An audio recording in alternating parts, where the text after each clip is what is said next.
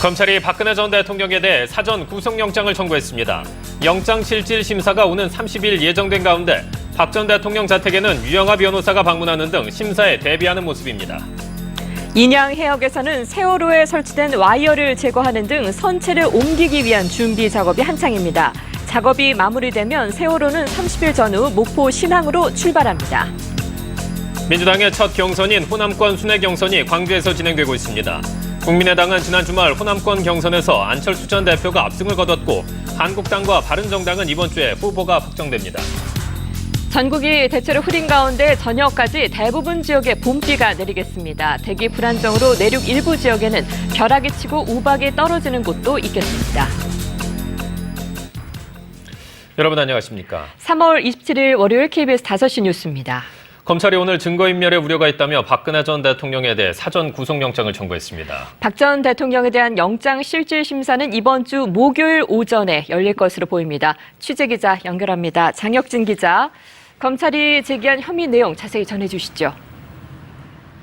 네, 검찰 특별수사본부 관계자는 오늘 오후 브리핑에서 박 전 대통령 혐의와 관련된 질문에 극도로 말을 아꼈습니다. 박 전 대통령 측이 피의 사실을 공표했다며 이의를 제기할 가능성 등을 고려한 것으로 보이는데요.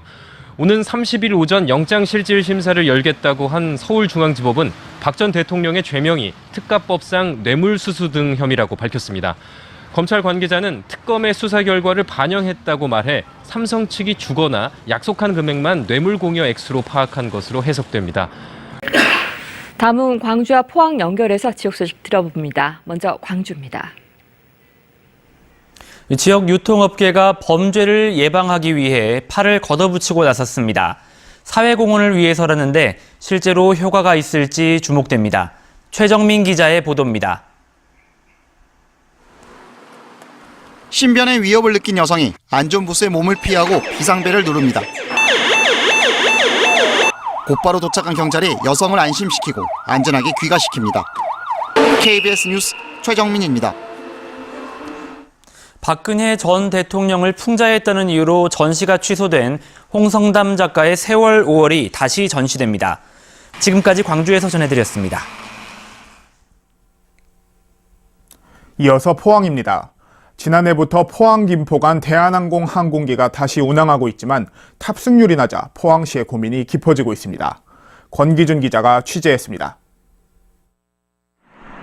김포공항에서 출발한 항공기가 포항공항에 도착합니다. 모두 146명을 태울 수 있는 항공기에서 내린 승객은 불과 75명. KTX 승객이 증가하는 추세에 맞춰 항공사와의 계약을 재조정하지 않으면 세금 낭비만 계속될 것으로 우려됩니다. KBS 뉴스 권규준입니다. 울릉독도 해양연구기지는 동해연안 생태계 변화가 심해져 바다 사막화 속도가 더욱 빨라진 만큼 수온 상승을 비롯한 정확한 원인 파악이 시급하다고 밝혔습니다. 해양관광의 중심 기능을 수행하는 지역 거점 어항으로 육성할 계획입니다. 지금까지 포항이었습니다.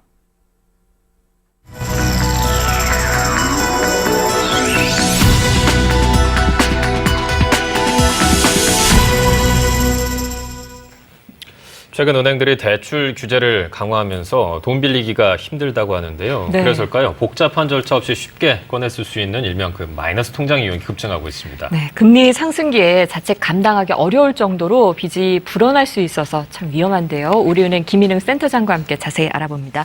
안녕하십니까? 어서 오십시오. 안녕하세요. 자, 마이너스 통장 이용이 어느 정도나 늘어난 건가요? 예, 마이너스 대출 잔액이 금년 3월 기준으로 약 40조 원에 이르고 있고요. 올해 들어서만 한 2,900억 정도가 증가를 했는데요. 차라리 그리 났습니다. 네, 감사합니다. 잘 들었습니다. 잘 들었습니다. 우리은행 김인은 센터장과 함께했습니다. 오늘의 주식시장 KB증권에서 전해드립니다. KB증권입니다. 미국 정부의 정책 불확실성 등으로 코스피 시장은 하락 마감했습니다. 특히 원달러 환율 1,110원대로 주저앉았습니다.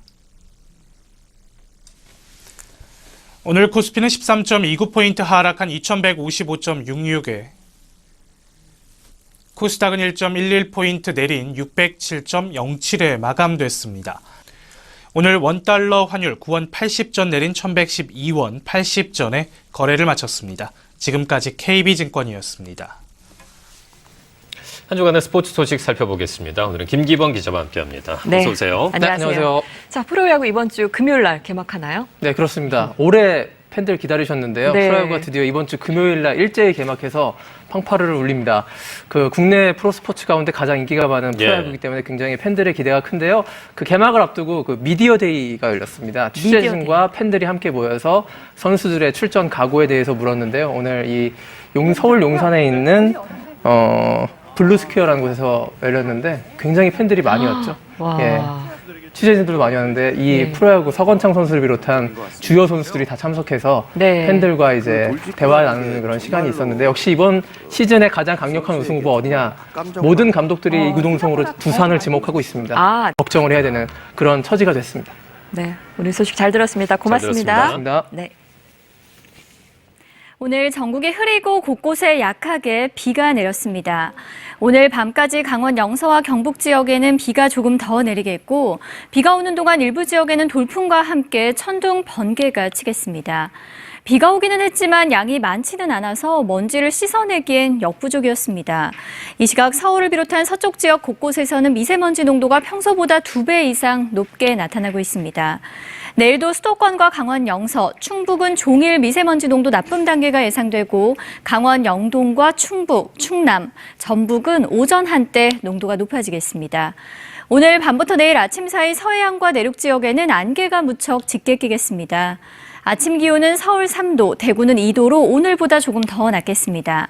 반면 낮 기온은 서울 14도, 광주와 부산 15도, 대구는 16도로 오늘보다 3도에서 5도 정도 높겠습니다.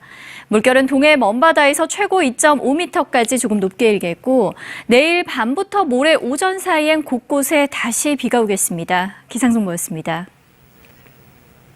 월요일 5시 뉴스를 마칩니다. 여러분 고맙습니다.